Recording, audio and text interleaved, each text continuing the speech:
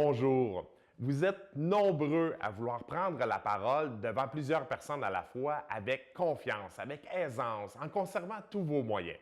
Je le sais parce que vous me contactez régulièrement afin de me demander de l'information sur la formation L'art de prendre la parole en public.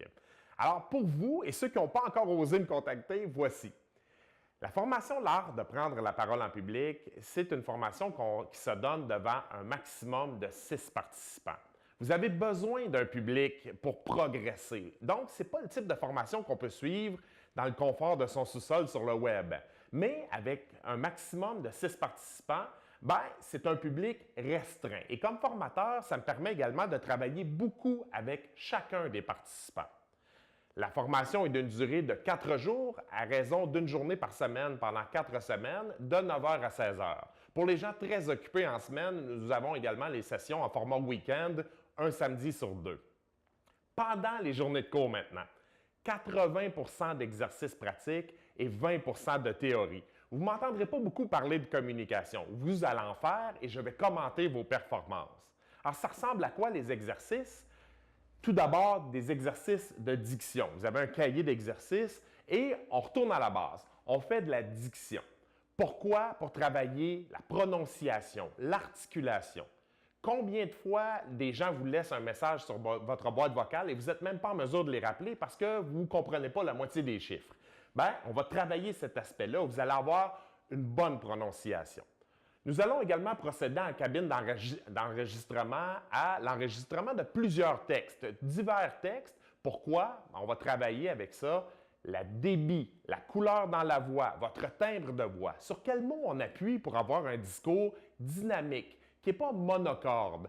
Les gens n'aiment pas beaucoup ceux qui parlent toujours sur le même ton, ça devient vite ennuyant. Vous allez être beaucoup plus dynamique avec ce type d'exercice. Vous voyez derrière moi la caméra. La caméra va nous servir grandement également pendant la session. Comment? Lors d'exposés oraux. Vous allez avoir plusieurs exposés oraux à faire.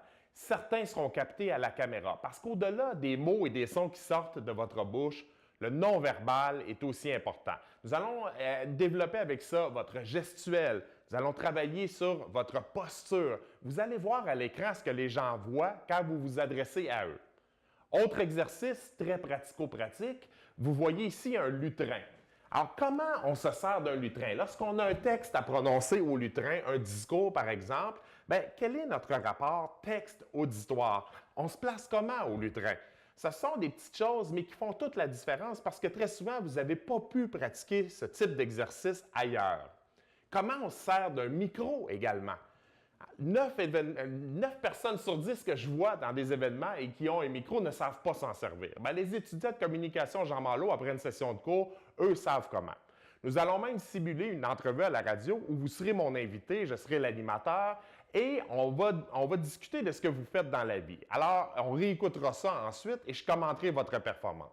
Ça vous donne une bonne idée de tout ce qu'on peut faire pendant la formation L'art de prendre la parole en public. Maintenant, si vous voulez connaître les dates de nos prochaines sessions, certaines débutent bientôt à Sherbrooke, Longueuil et Québec, vous pouvez aller sur le site Internet. Vous pouvez me contacter également au numéro qui apparaît au bas de l'écran et si vous avez d'autres questions, il me fera plaisir d'en discuter avec vous. Alors, je vous dis à la prochaine, au plaisir de vous voir dans un de nos groupes. Merci!